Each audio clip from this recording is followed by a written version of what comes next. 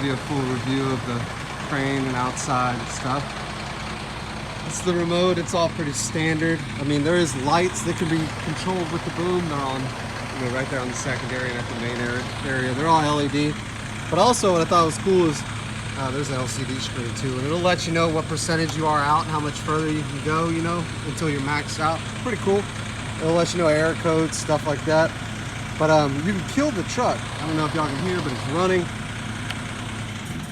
And then it just cuts off. And you can also restart it right here from the remote if you wanted to. I don't know, in case like a hose blew or whatever. Thought that was pretty cool. These Palfingers come with this hidden fork assembly, which, I mean, they're pretty standard. It's a smaller fork assembly like all the newer cranes come with. The only thing really different is that it has a bar that protects the hoses, which is pretty cool when you get into trees and different things like that. It's built differently too, like the Kinshofer or whatever has the I-beam, and this one has like a channel metal or whatever you'd call it. The bottom's built a little different too, but I mean, it seems to be holding up well. The truck, obviously, is Palfinger PW42SH. I mean, came with all the bells and whistles. Got a scrubber, boot scrubber for all the mud and whatnot. Aluminum bed, outrigger. The outrigger pads are made of like a composite material, so they're super light. I'd say like 5 to 10 pounds. I mean, you can throw them around. They put this on the wrong side, so you always have to walk around, put it in. It's held on by a little pin. I think the outriggers go out further than normal, and there's an indicator to let you know it's all the way out. Pretty cool, so you know both sides are all out. As far as the assembly and whatnot, it's missing a bolt right there. We already lost a mirror piece that went right here. A couple things loose and stuff, I'd say fair. But it's already leaking. I don't know if you can see the fluid right there. Like, we've had it for like a week. It started leaking the first day. There's fluid everywhere. And I'm almost positive it's coming from that little nipple right there. I see it pooling up right there. They have like shovel holders on the back. Our warehouseman will load the truck and jam the board against the headache rack. So you can see back there, it's already bent. We've had it for like a week, bent up. I'm not a fan of the aluminum. I mean, it's really cool, it's lightweight. I don't think it'll last long, but I mean, it's badass. It looks cool. You see the LED lights up there. So the dollies get racked right here. There's one on each side, driver and passenger, along with the toolbox, driver and passenger. Dica pad clicks in under the toolbox and held into place by a little, a little piece of metal. But I don't like that the dollies have to be racked like this. It ties in. So every single time you kind of have to crouch down there and put the dollies in. I like the Hi-Ab better. It was like a spring-loaded bar that you put in. You didn't have to bend over. Like, imagine if we're on the beach and in sand and the exhaust is running 200 degrees out and you have to bend down and clip both of those. There's no way to do it standing up. Chrome rims, the works. You got the steer axle. I'm gonna put a video up on these because I wasn't familiar with them prior to getting this truck. We always had a fixed axle. This thing's horrible.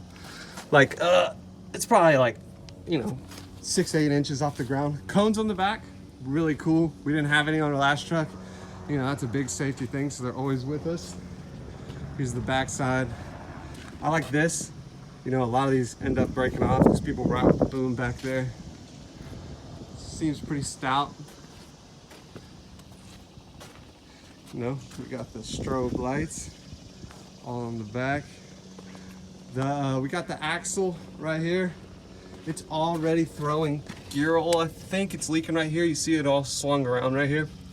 When we originally came, before we even got in the truck, it was missing a mud flap, and there's kind of spring-loaded clasps, so it's easy to put back in. But I mean, if they drove it here empty and we lost a mud flap, you can imagine how often we're gonna be losing that. You see, it came with a ton of straps, and all the straps have these grommet thing on it. I guess it's to keep from denting the bed when you're throwing it over, denting everything, because everything is aluminum, so they're pretty cool. These on the front side, they kind of made a mud flap that's fixed out of aluminum. I don't know how that'll hold up as far as driving over 2x4s and whatnot. toolbox on both sides. You can never open it because it gets blocked by the straps. You see, so every time you want to get into that toolbox, it's a pain because the straps, I don't know if it should have been set lower or this should have been open so that it could come out. And here's about what I was telling you about the dollies. You see how they rack on both sides? You gotta loop this around. They're not going anywhere, but it's horrible to get in and out. And here's the passenger side.